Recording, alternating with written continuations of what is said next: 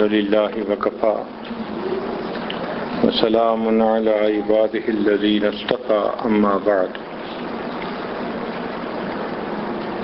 أعوذ بالله من الشيطان الرجيم بسم الله الرحمن الرحيم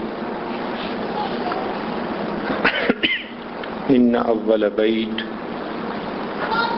وضع للناس للذي ببكة سبحان ربك رب العزة عما يصفون وسلام على المرسلين والحمد لله رب العالمين اللهم صل على سيدنا محمد وعلى آل سيدنا محمد وبارك وسلم اللهم صل على سيدنا محمد وعلى آل سيدنا محمد وبارك وسلم اللهم صل على سيدنا محمد وعلى آل سيدنا محمد وبارك وسلم.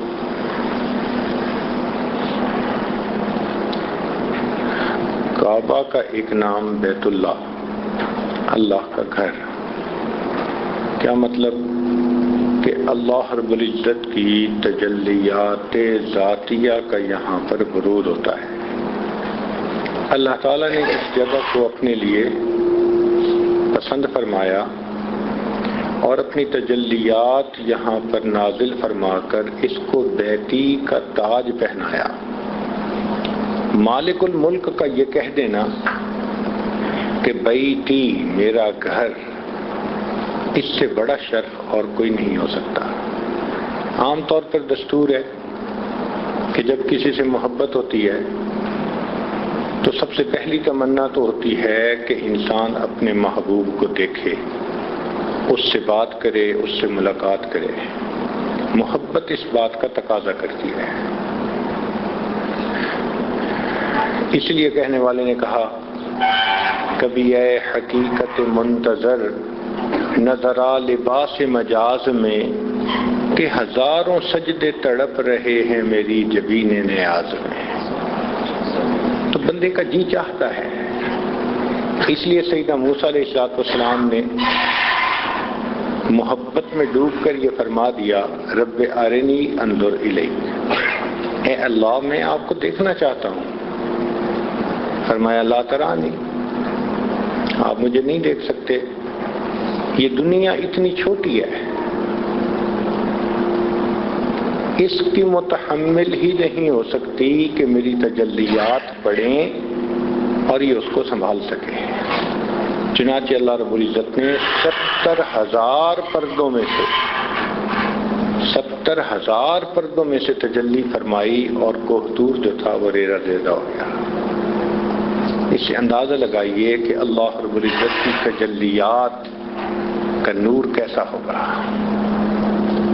وہ تجلیات کا نور اللہ رب العزت نے بیت اللہ پر عطا فرمایا اور اس کو اپنا گھر فرمایا کہ یہ میرا گھر ہے. چنانچہ جب انسان اپنے محبوب کو دیکھ نہیں سکتا تو پھر دوسری بات کہ اس کے آثار کو دیکھتا ہے، اس کی نشانیوں کو، متعلقہ چیزوں کو دیکھ کر اس سے قرار پکڑتا ہے. آپ نے دیکھا ہوگا کہ ماں کا جوان بچہ فوت ہو جائے تو وہ اس کے کمرے میں آ کے سکون پاتی ہے، اس کی چیزوں کو دیکھ کے اسے یاد کرتی ہے، یہ میرے بیٹے کی فلاں چیز ہے، یہ میرے بیٹے کی فلاں چیز ہے. یہ چیزیں اسے سکون دیتی ہیں، بیٹے کی یاد دلا دیتی ہیں. بالکل اسی طرح کہ اللہ تعالیٰ کو تو ہم دیکھ نہیں سکتے، اب ہم اپنی محبت کا اظہار کیسے کریں؟ کیونکہ دنیا میں دو چیزیں ایسی ہیں جو اظہار کے بغیر رہ نہیں سکتی، ایک عشق اور دوسرا مشق. مشق بھی اظہار چاہتا ہے، جہاں ہوگا اپنے آپ کو ظاہر کرے گا، خوشبو پھیلے گی، بتا دے گی کہ کسی کے پاس مشق موجود ہے. اور عشق بھی اسی طرح اظہار چاہتا ہے. جب بھی کسی کے دل میں ہوگا وہ چھپا نہیں رہ سکتا، ہمیشہ ظاہر ہوتا ہے. تو مومن کے دل میں اللہ رب العزت کی محبت تھی تو مومن کا عشق اظہار چاہتا تھا. اب اس کا اظہار کیسے کریں؟ اللہ تو وہ ذات ہے کہ جس کو کسی ایک سمت کی طرف بھی تعین نہیں کر سکتے. اینما تولوا فثم وجہ اللہ، ہر طرف جس طرف رخ کرو ادھر ہی اللہ کی طرف. تو پھر ہم کیا کریں؟ اگر کوئی سمت متعین نہ کی جاتی اور پھر اوپر سے عبادت کا حکم بھی دیا جاتا تو شاید انسان پاگل ہو جاتا. میں کدھر کروں؟ کوئی مشرق کی طرف منہ کر کے دعا کرتا، کوئی مغرب کی طرف، کوئی شمال کی طرف، کوئی جنوب کی طرف. نہ اجتماعیت ہوتی، نہ سب کسی ایک بات پہ اکٹھے ہوتے. اللہ نے انسانوں پر ایک احسان فرما دیا کہ ایک جگہ کو متعین کر دیا اور فرمایا کہ یہ میرا گھر ہے. چنانچہ جس کو ہم بیت اللہ کہتے ہیں اس پر اللہ کی تجلیات ظاہر ہوتی ہیں، یہ اللہ کا گھر ہے. اب دنیا کے تمام مسلمانوں کے لیے ایک سمت متعین ہو گئی، جو جہاں کہیں بھی ہے وہیں سے اس کعبہ کی طرف رخ کر لے. نماز کے لیے ہر جگہ لوگ اسی کعبہ کی طرف متوجہ ہوتے ہیں. آپ ذرا غور کریں کہ دنیا میں جو بھی آپ مسجد دیکھیں گے اس میں ایک محراب بنا ہوگا، ہر مسجد میں دنیا کی. وہ کیوں؟ وہ قبلہ نما ہوتا ہے، ادھر سے قبلے کا رخ متعین، ادھر امام کھڑا ہوتا ہے. اور یہاں اس مسجد میں آئیں تو آپ کو کہیں محراب نظر نہیں آئے گا. کیوں؟ یہ خود کعبہ ہے. ہر سمت میں جدھر سے آپ کھڑے ہیں ادھر سے آپ اس کی طرف رخ کریں، آپ کعبہ کی طرف رخ کر کے کھڑے ہیں. اب یہاں ایک سوال پیدا ہوتا ہے کہ اس کو کعبہ کیوں کہتا جاتا ہے؟ کعبہ کا لفظ نکلا ہے مکعب سے. مکعب کہتے ہیں 6 طرف کی چیز، 6 پہلو کی چیز، 6 پہلو جس کے ہوتے ہیں. تو اب آپ اگر بیت اللہ کو دیکھیں تو 4 اس کی سائڈیں ہو گئیں، ایک اوپر چھت اور ایک نیچے کی زمین والی سائڈ، تو 6 پہلو ہو گئے نا. تو چونکہ مکعب کی شکل کی یہ عمارت ہے، اس مکعب کی شکل کی وجہ سے اس کو کعبہ کہہ دیا گیا، لہذا یہ کعبہ کے نام سے مشہور ہے. بیت اللہ بھی اس کو کہتے ہیں، بڑے پیارے پیارے نام ہیں. اس کو بیت العتیق بھی کہتے ہیں. یہ اللہ رب العزت کا ایسا یہ شاعر میں سے ہے، اللہ کی نشانیوں میں سے ہے. اللہ تعالیٰ نے اپنے گھر کو یہاں کے لیے پسند فرمایا. اب یہاں ایک نقطے کی بات سمجھیں کہ اللہ تعالیٰ چاہتے تو کوئی سرسبز مکان پسند فرما لیتے. مثلاً کشمیر، اس میں جب ہم وادی فاران اور وادی ناران ان کا سفر کرتے ہیں تو حیران ہو جاتے ہیں اس کی خوبصورتی کو دیکھ کے. وادی نیلم کو دیکھتے ہیں تو حیران ہوتے ہیں اس کی خوبصورتی پر. شام کے اگر آپ علاقوں کو دیکھیں تو وہاں کے باغات کی خوبصورتی کو دیکھ کے حیران ہوتے ہیں. دریائے نیل کے اطراف پہ سفر کریں، ایسے خوبصورت مناظر نظر آتے ہیں کہ انسان حیران ہو جاتا ہے. اللہ تعالیٰ ان سرسبز مقامات کو بھی اپنے گھر کے لیے پسند فرما سکتے تھے، مگر نہیں. اللہ رب العزت نے اس جگہ کو پسند کیا. اس جگہ کو ہم حجاز کہتے ہیں. حجاز عرب کا یہ ٹکڑا 3 طرف سے اگر آپ دیکھیں تو یہ پانی سے گھرا ہوا ہے. کبھی آپ دنیا کا نقشہ سامنے رکھ کر غور کریں تو یہ حجاز مقدس 3 طرف پانی سے گھرا ہوا اور باقی دنیا سے کٹا ہوا، صرف اوپر جڑا ہوا ہے. ایک طرف سے باقی زمین کے ساتھ جڑا ہوا ہے، بلاد شام کی طرف، جیسے انسان کا دل ہوتا ہے 3 طرف سے لٹک رہا ہوتا ہے، صرف اوپر ایک سمت سے پورے جسم کے ساتھ جڑا ہوا ہوتا ہے، کیونکہ اس نے دھڑکنا ہوتا ہے اور اس کے دھڑکنے پر انسان کی زندگی کا دار و مدار ہوتا ہے. یوں لگتا ہے اللہ رب العزت نے زمین کے اس ٹکڑے کو دنیا کا جغرافیائی قلب بنا لیا. 3 طرف سے اس کو پانی سے کاٹ کر اوپر سے جوڑ دیا جب تک یہ دھڑکتا رہے گا یہ دنیا قائم رہے گی. اور واقعی حدیث پاک میں بھی آتا ہے، قرب قیامت کی علامات میں سے ہے، نبی اسلام نے فرمایا کہ آخری نشانیوں میں سے ایک نشانی یہ کہ ایک کالے رنگ کا حبشی ہوگا جو تیر پھینکے گا، آج کے دور میں میزائل مارے گا، بیت اللہ کو گرائے گا، اور بیت اللہ کا گرنا اس دنیا کی آخری بڑی نشانی ہوگی. پھر اللہ تعالیٰ اس پوری دنیا کی بساط کو سمیٹ کے رکھ دیں گے. تو اس کا مطلب ہے کہ جب تک بیت اللہ ہے اس وقت تک یہ دنیا قائم ہے.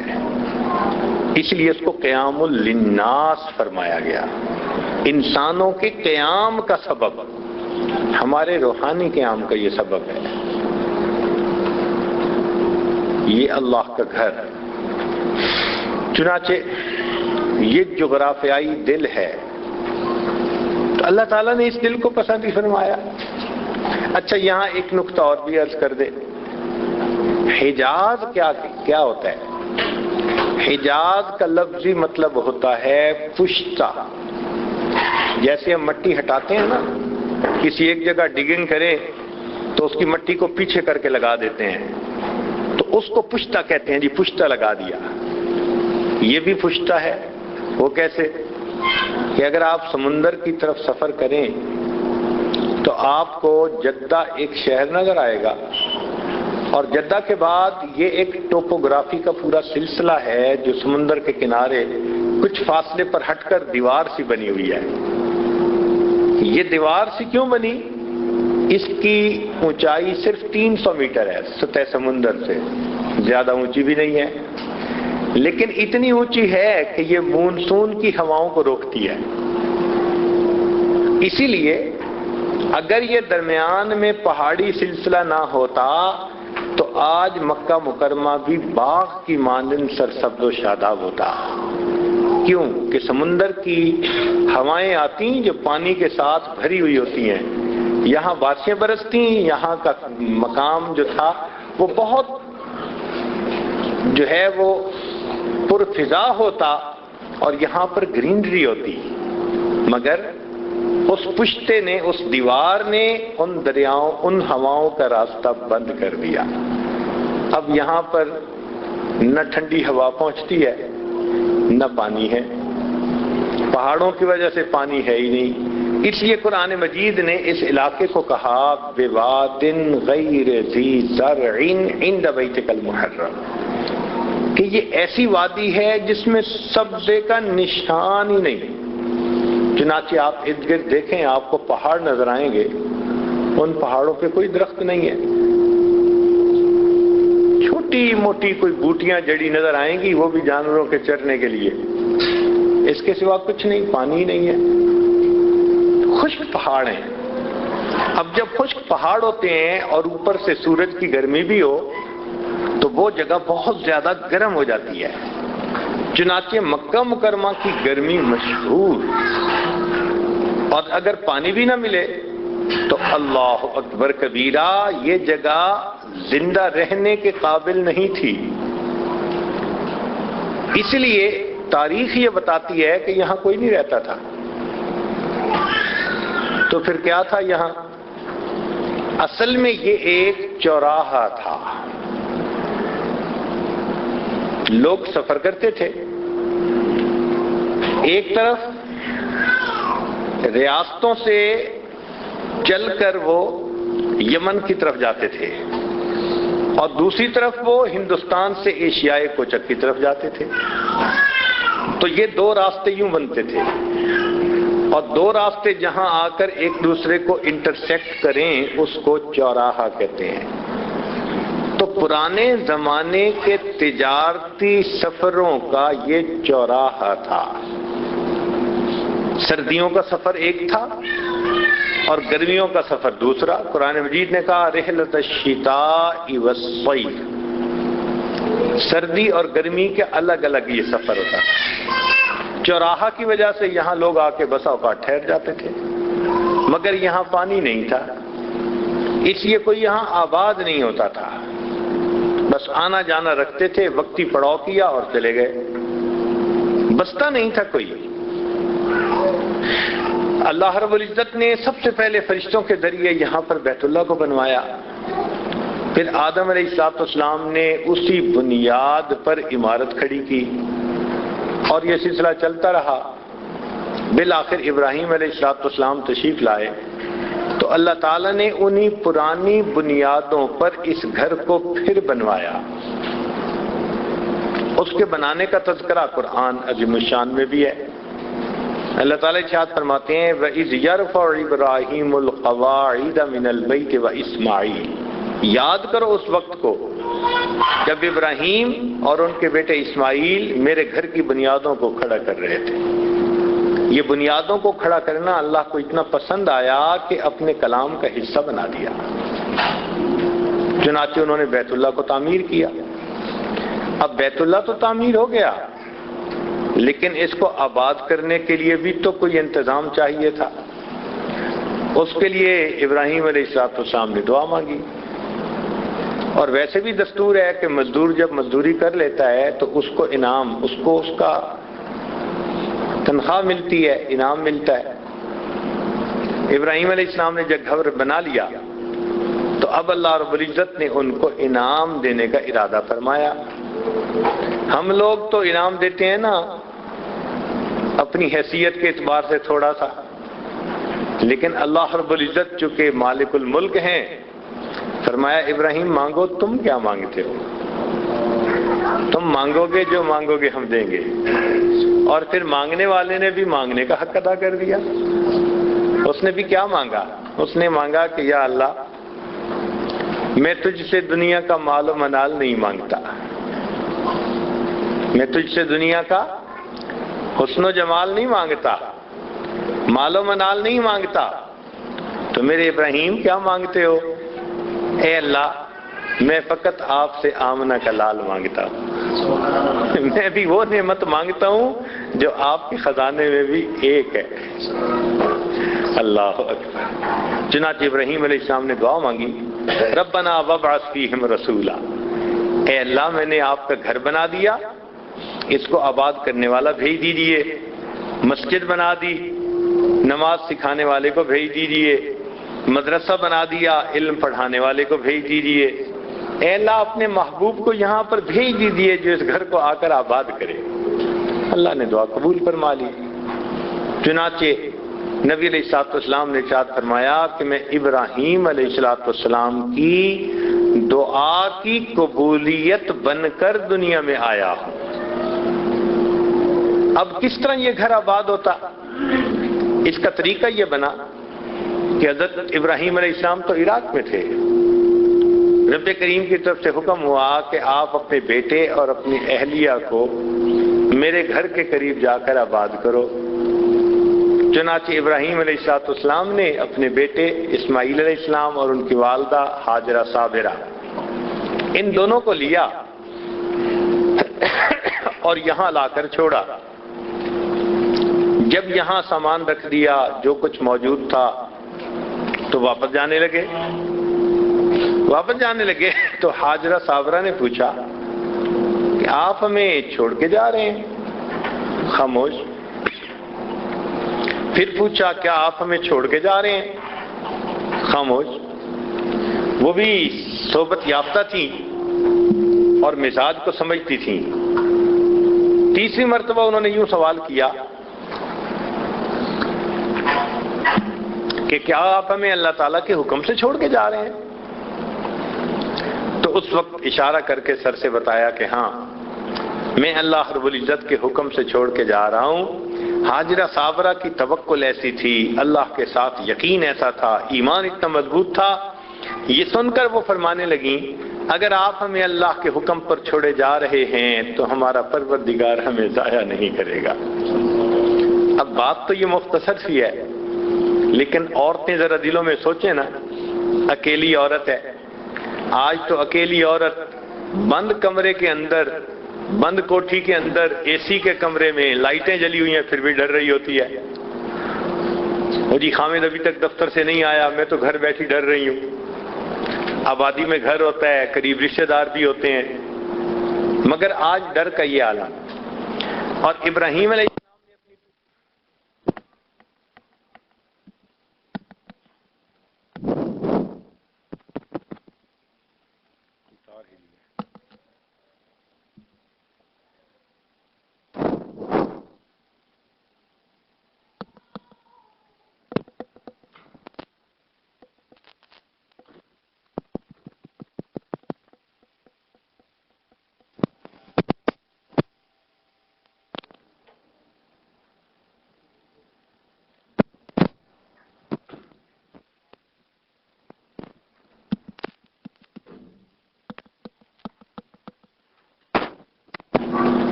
سے بول رہا وہی نا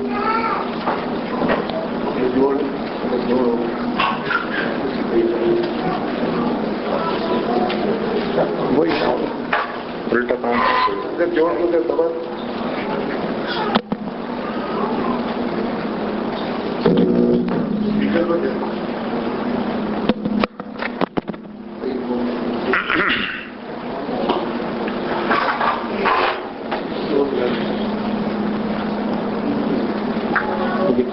ایسے لے کے جائیں.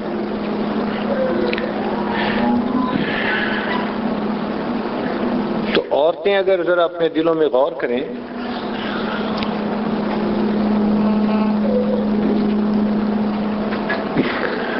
کہ یہ بند کمروں میں بجلی کی روشنی میں ایئر کنڈیشن لگا ہوا ہے، قریب رشتہ داروں کے گھر بھی ہیں، پھر بھی گھبرا رہی ہوتی ہیں جی کہ میں اکیلی ہوں اور میرا خاوند ابھی تک اپنے بزنس سے واپس نہیں آیا.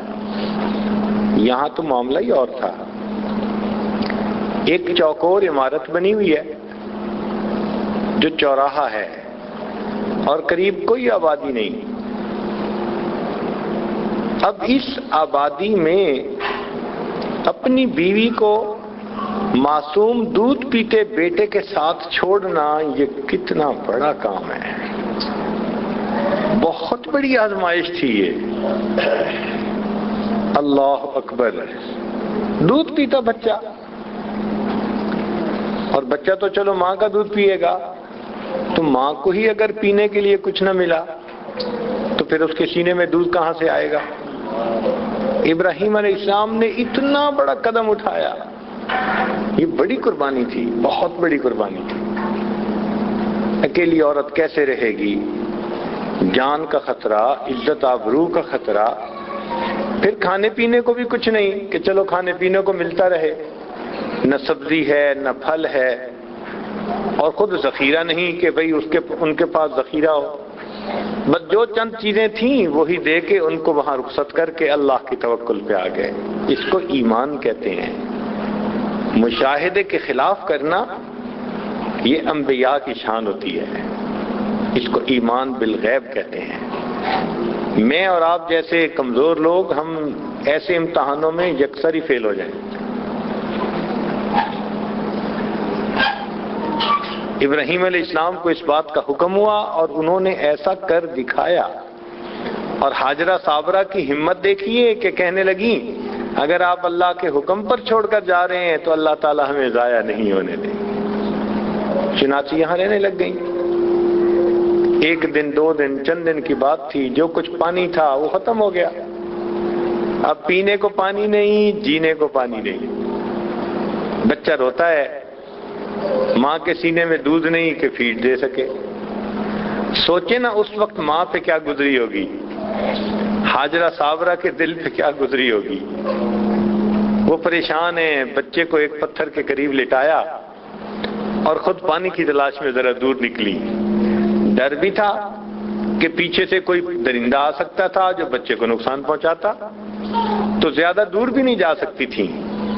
چنانچہ انہوں نے بچے کو اپنی آئی سائٹ میں رکھا، نگاہوں کے سامنے رکھا. اور یہ 2 پہاڑیاں تھیں، ٹیلے نما جیسے ہوتی ہیں. ایک پر چڑھی اور ذرا دور دیکھا، کوئی سبزہ نظر آ جائے، کوئی نشانی نظر آ جائے کہ پانی ہے تو وہاں سے لے آؤں گی. نہیں نظر آیا. پھر اتری اور دوسری پہاڑی پر جانے لگی. جب درمیان میں پہنچی تو بچہ نظر سے اوجھل ہو گیا. تو ماں تھی، اب اس نے دوڑنا شروع کر دیا. حاجرہ صابرہ کی یہ دوڑ اللہ کو پسند آ گئی. چنانچہ آج بھی میلین اخدرین کے درمیان وہ جو جگہ ہے سب دوڑتے ہیں. کوئی پیر صاحب ہوں، کوئی مفتی صاحب ہوں، کوئی بڑے عالم صاحب ہوں، جو مرضی ہو. فرمایا نہیں تمہیں یہاں دوڑنا پڑے گا. یہ میری حاجرہ صابرہ کی نشانی. اس کا دوڑنا پسند آیا. میں چاہتا ہوں کہ قیامت تک جو یہاں آئے وہ بھی اس کی یاد کی طرح دوڑے. مجھے دوڑنا اچھا لگتا ہے. چنانچہ صفا اور مروہ کے درمیان وہ دوڑی. اس دوران بچہ جو تھا وہ شدت پیاس کی وجہ سے ایڑیاں رگڑ رہا تھا. جب اس نے پاؤں مارا اللہ نے رحمت کر دی کہ اس کے پاؤں سے اللہ نے یہاں سے زمزم کو جاری فرما دیا۔ یہ زمزم اصل میں مکہ مکرمہ کی آبادی کا سبب بنا، بنیاد یہ بنی۔ حاجرہ صابرہ نے جب دیکھا واپس آئیں تو انہوں نے پانی کو روکنے کی کوشش کی، رکتا نہیں تھا، تو انہوں نے کہا زمزم رک جا رک جا، یہ ایک چشمہ بن گیا۔ اب جب ہم پانی ملنے لگ گیا تو لوگ آہستہ آہستہ یہاں آباد ہونے لگ گئے۔ تو یہاں پر یوں آبادی کا سلسلہ شروع ہوا۔ تو آبادی کا سلسلہ بنا زمزم کے ذریعے سے، اس کی وجہ سے یہاں لوگ آباد ہوتے گئے۔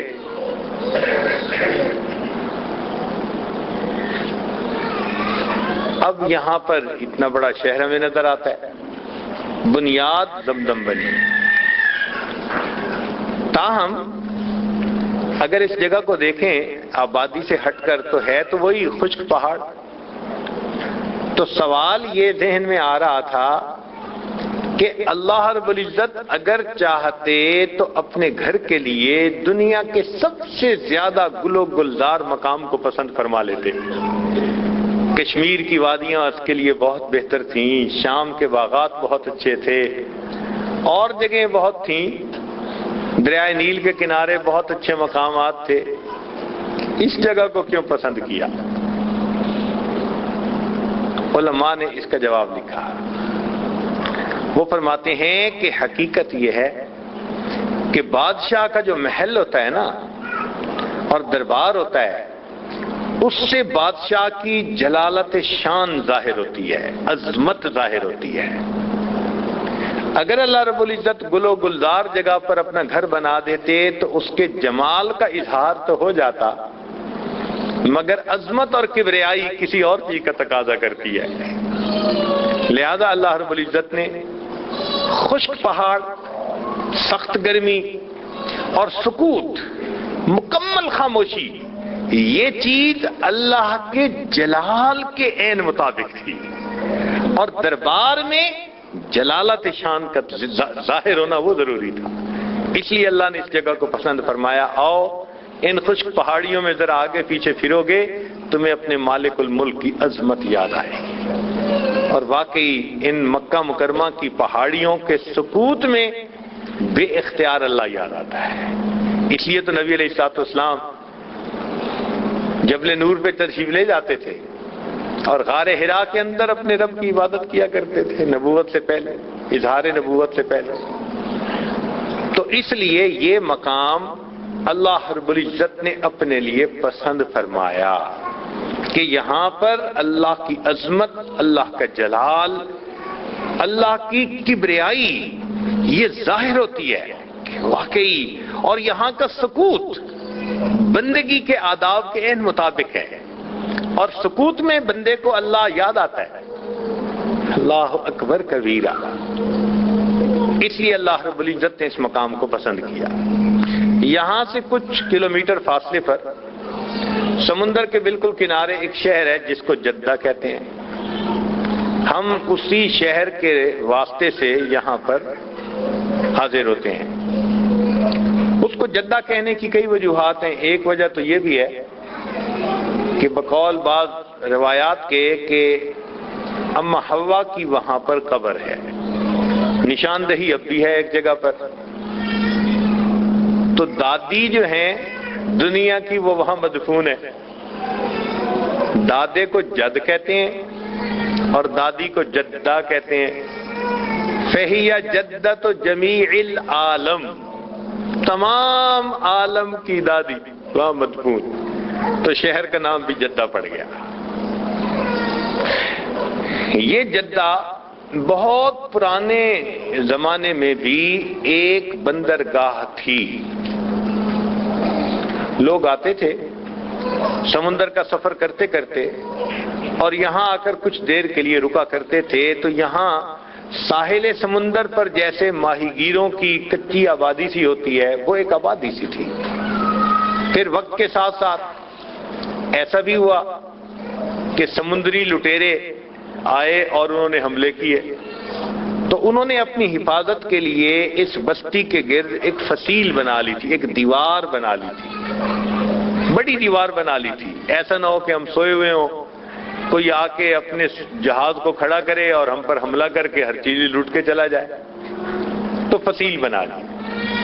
تو سمندر کے کنارے یہ ایک چھوٹی سی بستی تھی جس کے گرد فصیل تھی، اور لوگ یہاں رہنا اس لیے پسند کرتے تھے کہ عام سمندر کے پانی سے تو مچھلیاں نکلتی ہیں، یہاں کا پانی ایسا تھا کہ یخرج منہم اللؤلؤ والمرجان،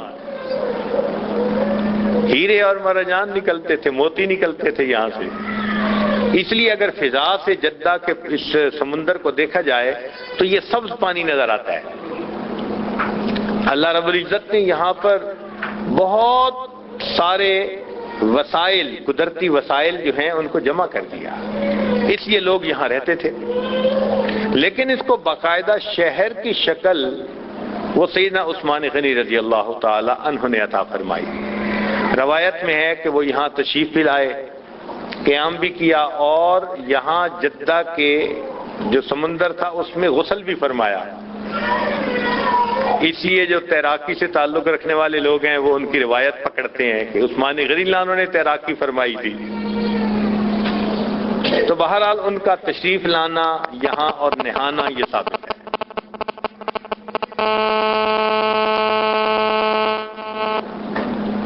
اب دیکھیے کہ یہ مستقل ایک شہر سا تھا، پھر یہ شہر بندرگاہ بنا۔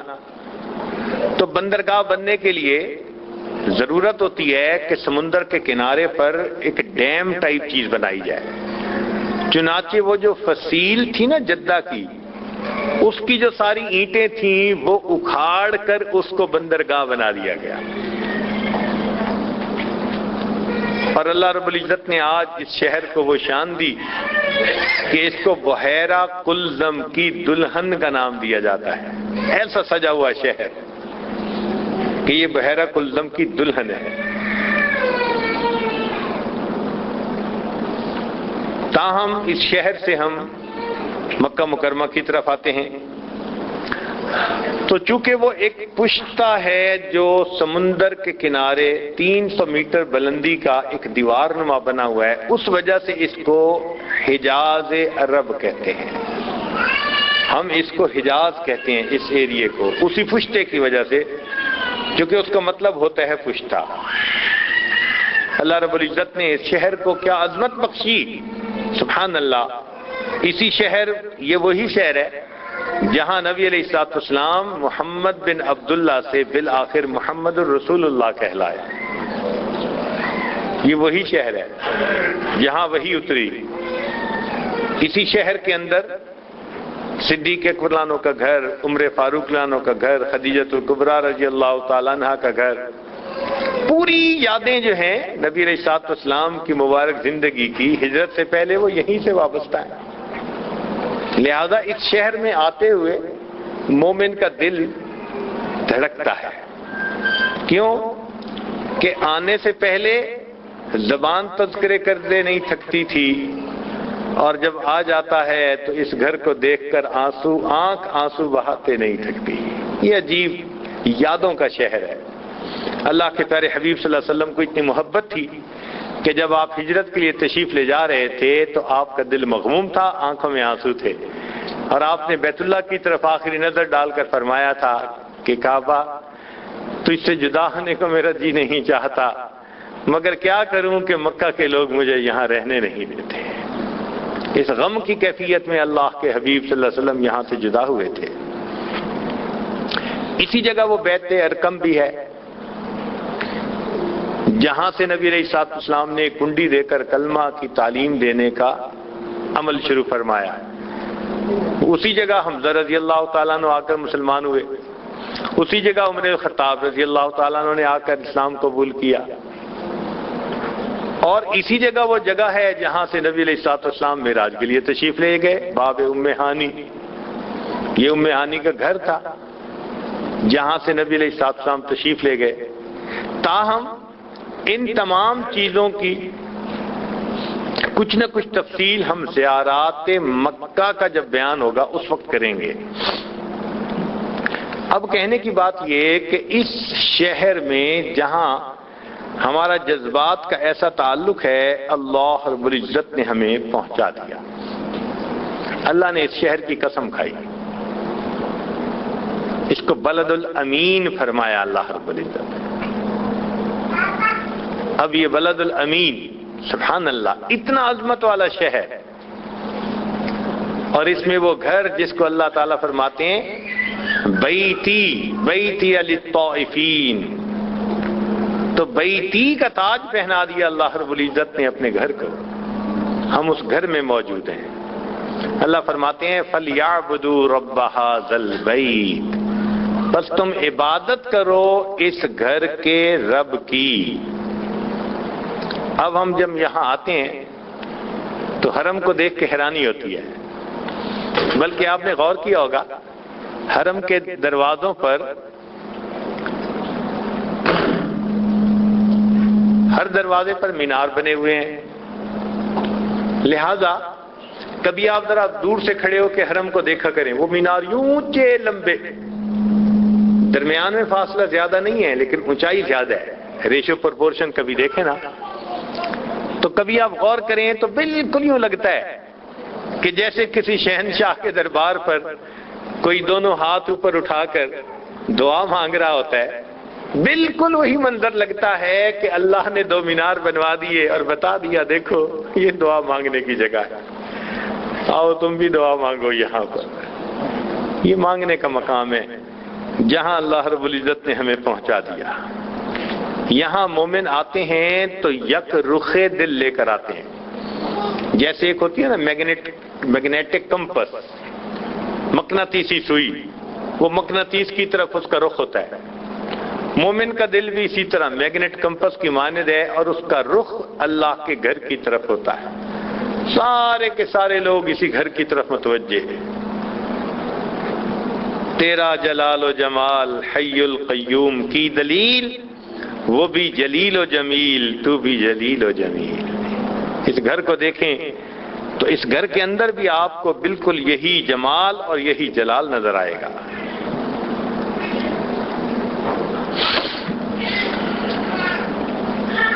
تو عام مساجد دربار عام ہیں اور یہ مسجد حرام یہ دربار خاص ہے، یہاں ساری دنیا کے مسلمانوں کو آنے کی دعوت دی گئی، چنانچہ سب آتے ہیں اور یہاں آ کر اللہ کے اس گھر کا طواف کرتے ہیں۔ اور یہ دیکھیے اللہ نے اس کے لیے کالے رنگ کو پسند فرمایا، پتھر لگا تو بھی کالے رنگ کا، اور اوپر غلاف پہنایا گیا تو بھی کالے رنگ کا، سبحان اللہ۔ وجہ کیا ہے؟ سائنس پڑھنے والے جانتے ہیں کہ ہر چیز روشنی کو ریفلیکٹ کرتی ہے، اور جو رنگ ریفلیکٹ کر رہی ہوتی ہے وہی رنگ نظر آتا ہے، یہ سبز ہے، یہ سرخ ہے، یہ فلاں ہے، یہ فلاں ہے۔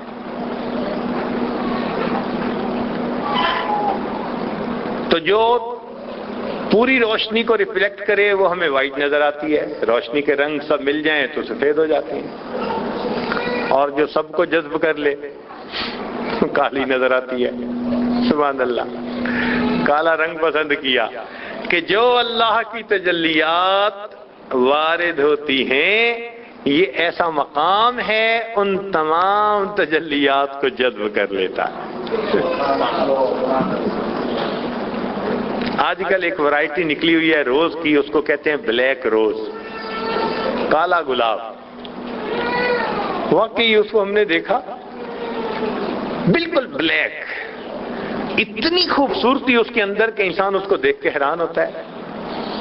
جب بھی بیت اللہ پر نظر پڑتی ہے مجھے اس کائنات کا بلیک روز یہ عمارت نظر آتی ہے، اللہ نے ایک بلیک روز کھلا دیا۔ اور میرے بندو ذرا دیکھو اس کو محبت کے ساتھ۔ چنانچہ حج والے عمرے والے آتے ہیں اور اس مکان کو دیکھتے ہیں اور ان کو سکون مل جاتے ہیں۔ دیکھیے اس کو بنانے والا خلیل اللہ، آباد کرنے والا محمد الرسول اللہ صلی اللہ علیہ وسلم، اور اس کی حفاظت کرنے والا خود اللہ۔ دنیا میں بڑے بڑے محل بنے، سب گر گئے، بڑی پرشک و عمارات بنی، سب گر گئیں۔ یہ اللہ کا ایک ایسا گھر ہے، اتنا سادہ بنوایا، آج بھی اپنی جگہ پر موجود ہے، قیامت تک محفوظ رہے گا۔ اللہ کا یہ وہ ایسا گھر ہے۔ اس لیے نبی علیہ الصلوۃ والسلام آنسوں بھری آنکھوں سے آسمان کی طرف سر اٹھا کر دیکھتے تھے، اور دل میں یہ تمنا ہوتی تھی کہ اللہ اس جگہ کو قبلہ بنا دیجئے۔ اتنا محبت بھری نظروں سے دیکھا کہ اللہ رب العزت نے قرآن مجید میں فرما دیا، قد نرا تقلب وجہک فی السماء، اے میرے محبوب جب آپ آسمان کی طرف دیکھتے تھے تو ہم اس وقت محبت کی نظر سے آپ کے چہرے کو دیکھ رہے ہوتے تھے، ہم نے آپ کی تمنا کو پسند کیا اور ہم نے اس گھر کو پھر قبلہ بنا دیا۔ چنانچہ ابتدا میں بیت المقدس قبلہ تھا، تو نبی علیہ الصلوۃ والسلام کو بیت المقدس رخ کر کے نماز پڑھنے کا حکم تھا، مگر نبی علیہ الصلوۃ والسلام رکن یمانی اور حجر اسود کے درمیان والی جو سائیڈ ہے نا، ادھر کھڑے ہو کے نماز پڑھتے تھے، یوں کر کے نماز پڑھتے تھے تو پڑھنی ہوتی تھی قبلہ اول کی طرف، بیت المقدس کی طرف، مگر بیت اللہ درمیان میں لے لیتے تھے، جب قبلتین جمع ہو جاتے تھے سامنے، تو محبوب ایسے نماز ادا فرماتے رہے۔ پھر جب آپ مدینہ تشریف لے گئے تو مدینہ دونوں کے درمیان میں، تو اس وقت نبی علیہ السلام بیت المقدس کی طرف، مگر چند مہینے کی بات تھی، چند مہینوں کے بعد اللہ رب العزت نے رحمت فرما دی اور مسجد قبلتین میں وہ حکم آ گیا کہ جس میں آپ نے پھر رخ اسی قبلہ کی طرف، چنانچہ بقیہ پوری زندگی اللہ کے محبوب اسی قبلہ کی طرف رخ کر کے نماز ادا فرماتے رہے۔ چنانچہ آج یہ ہمارے لیے قبلہ عالم ہے۔ سبحان اللہ۔ جیسے ایک قندیل جلتی ہے نا، پروانے اس کے گرد چکر لگاتے ہیں، تو یہ بھی نور کی ایک قندیل ہے جو روشن ہے، ظاہر آنکھ سے نظر نہیں آتی، لیکن آنکھ والا تیرے جوبن کا تماشا دیکھے، دیدہ کور کو کیا آئے نظر کیا دیکھے۔ یہاں آ کے سب انسان طواف کرتے ہیں، مرد بھی طواف کرتے ہیں، عورتیں بھی، اور یہی افضل عبادت بن جاتی ہے جو یہاں پر انسان کر سکتا ہے۔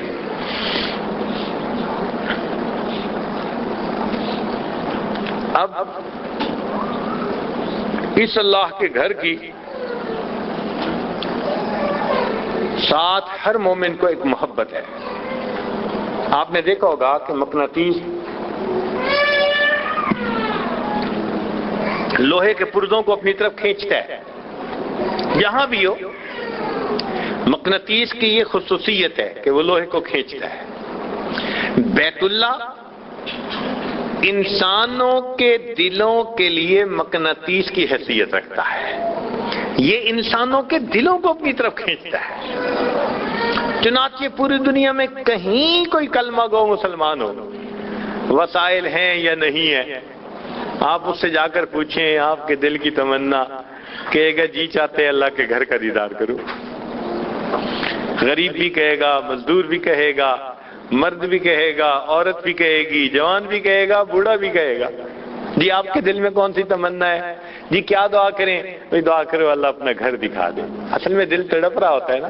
معلوم ہوا کہ یہ گھر انسانوں کے دلوں کا مقناطیس ہے، ان دلوں کو اپنی طرف کھینچ رہا ہوتا ہے۔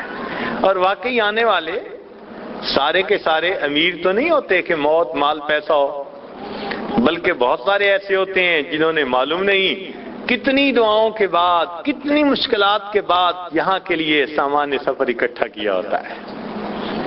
اللہ اکبر کبیرہ۔ پھر اللہ تعالیٰ زندگی میں موقع دیتے ہیں، کسی کو ایک دفعہ ملا، کسی کو 2 دفعہ ملا۔ اب ہمیں اللہ رب العزت نے اگر یہ موقع عطا فرما دیا تو ہمیں چاہیے کہ ہم اس وقت کو کیش کروانے کی کوشش کریں، عبادت میں لگانے کی کوشش کریں۔ عمرہ تو وہی تھا جو رات آپ نے 2.5 گھنٹے لگا کر لیا، اب بقیہ وقت یہاں رہ کر کیا کرنا ہے؟ دعائیں مانگنی ہے، اللہ کو منانا ہے۔ دل کی حسرتیں جو تھیں وہ آج اللہ کے سامنے پیش کرنی ہے۔ ہم ساری عمر جو لوگوں کے سامنے اپنی کہانیاں سناتے رہتے ہیں، فلاں نے یہ کیا، فلاں نے یہ کر دیا، کسی کو کہنے کی کیا ضرورت ہے؟ آئیں یہاں اپنے رب کو سنائیں، اپنے رب کے سامنے دعا کریں۔ چنانچہ بیت اللہ کے اندر 12 جگہیں ایسی ہیں، علماء نے لکھا کہ وہ قبولیت دعا کے مقامات ہیں۔ انشاءاللہ اس کی نشاندہی بھی کر دیں گے اور آپ کو اس کی فوٹو کاپی بھی دے دیں گے، تاکہ ان جگہوں پر جا کر آپ 2 رکعت نفل پڑھیں، بیٹھ کے دعائیں مانگیں۔ یہاں بیٹھ کے اللہ سے مانگنا ہے۔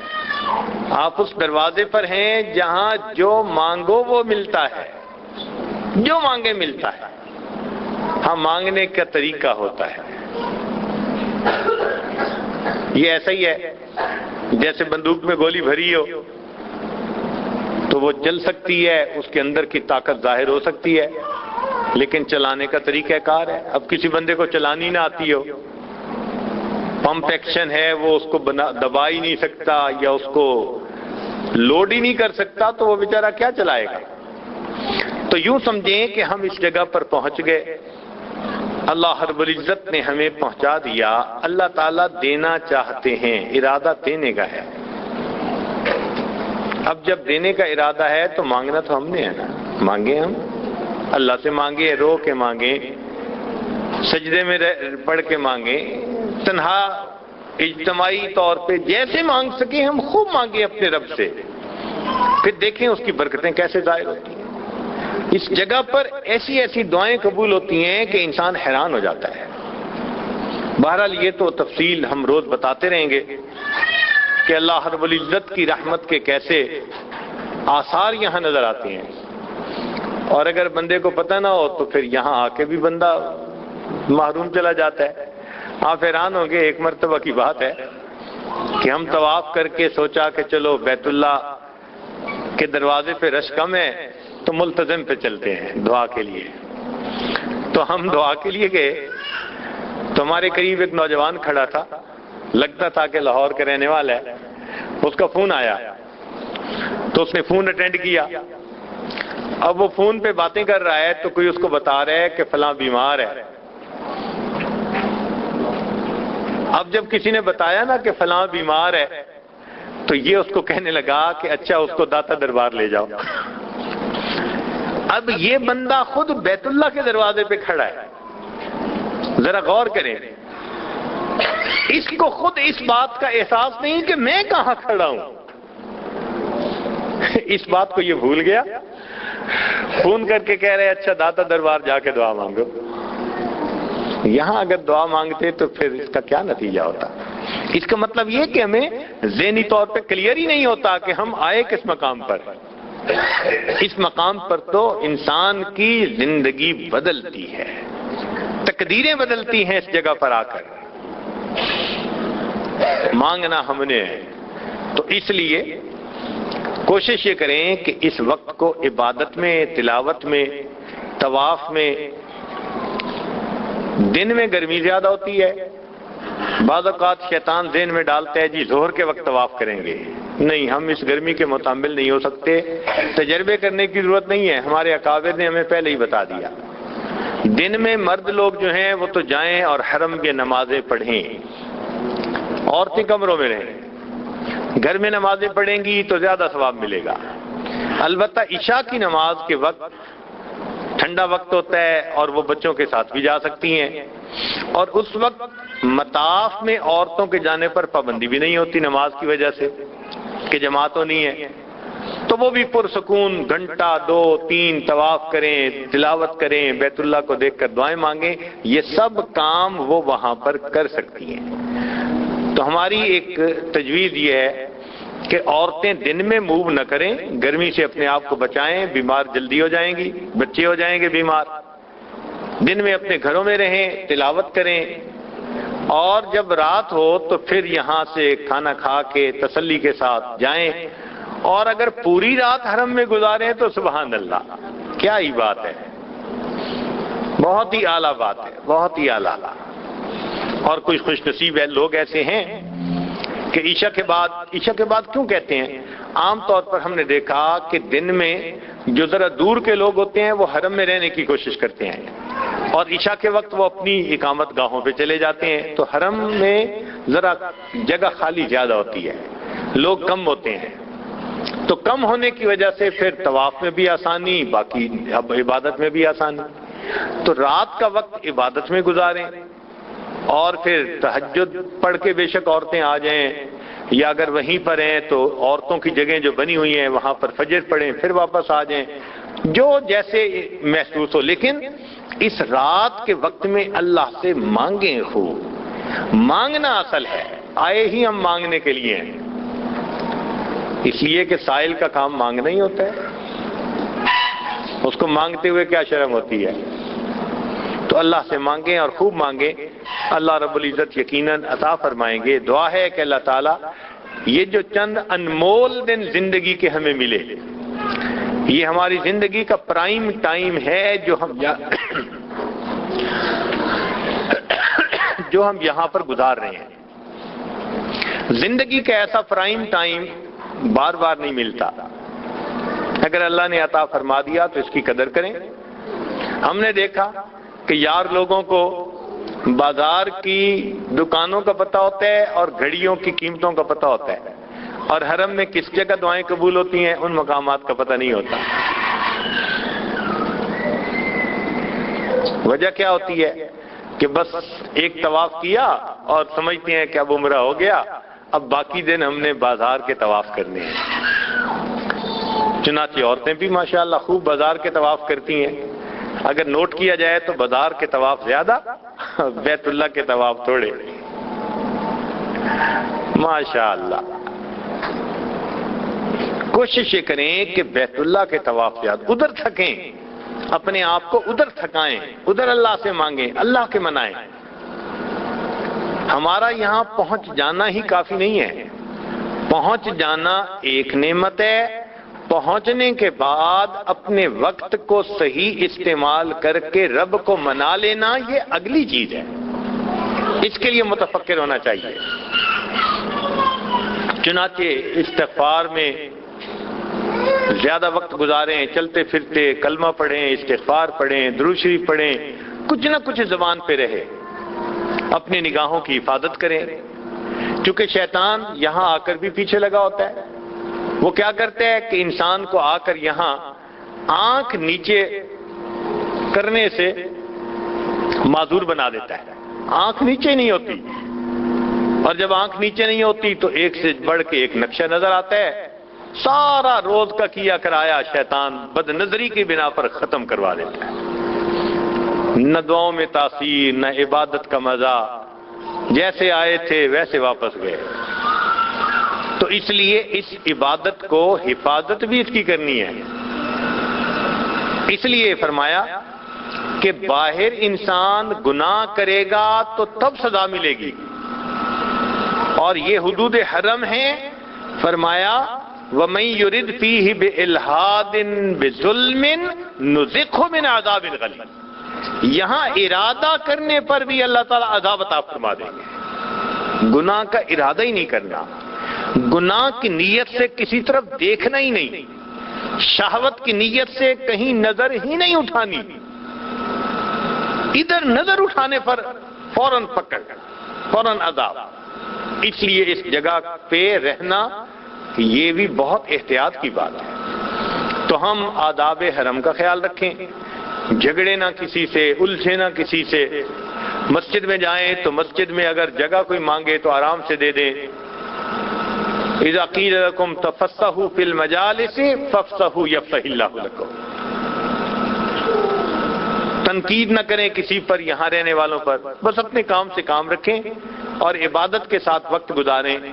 اللہ نے یہ موقع دے دیا، بلینک چیک آپ کے ہاتھ میں پکڑا دیے، جتنے دن اتنے چیک، اب اس پر لکھنا آپ کا کام ہے، اس پر 1000 لکھیں، 50,000 لکھیں، 10 لاکھ لکھیں، ملین بھی لکھ سکتے ہیں، بلین بھی لکھ سکتے ہیں۔ اور ہم میں سے واقعی کچھ لوگ ملین لکھ کے جائیں گے، کچھ بلین لکھ کے بھی جائیں گے، اور کچھ وہ ہوں گے جو اس چیک کو ہی کٹوا بیٹھیں گے۔ فرمائیں گے تمہارا چیک کی نل اینڈ وائڈ، چل تم تو ادھر ادھر شکلیں دیکھتے پھرے، تم کون سا میرا گھر بیٹھ کے دیکھتے تھے؟ تو اس لیے معصیت سے بچ کر نیکی پر زندگی گزاریں تاکہ اللہ رب العزت کے اس گھر سے کچھ لے کر جائیں۔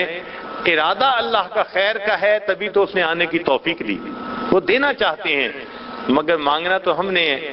اللہ تعالی ہمیں مانگنے کی توفیق عطا فرمائے اور بقیہ وقت کو خوب عبادت کے اندر، ذکر کے اندر، اپنی یاد میں گزارنے کی توفیق عطا فرمائے۔ وآخر دعوانا ان الحمدللہ رب العالمین۔ ہم اسی بیت اللہ کے مضمون کو انشاءاللہ لے کر آگے چلیں گے۔ آپ حضرات روزانہ جو سنیں اسے یاد رکھیں اور